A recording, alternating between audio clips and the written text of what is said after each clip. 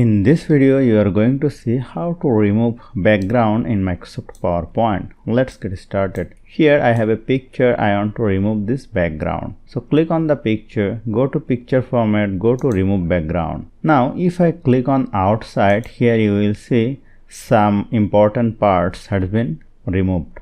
So I have to make it the correct way. Let us press Ctrl Z.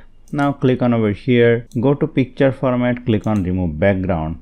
Here you will see this area is going to be removed, but I want to keep it. So go to over here and select this option, mark areas to keep. Now I have to mark this area and this area also, select like this. Now let us click on outside, but here you will see this is slightly perfect, but here some background color. So again click on over here, go to remove background, choose this option marks area to remove and select this area. Now click on outside and here you will see this is looking perfect. You can make it another way, that is very easy. Go to any browser and write remove and go to remove BG and upload your image. Select the image, click on open and you will see the magic. It has removed the background. Just download it, open it, and you can use it in your PowerPoint slide very easily. So hope you found this video helpful. If you like this video, please share this video with your friends and family. And don't forget to subscribe. Thank you.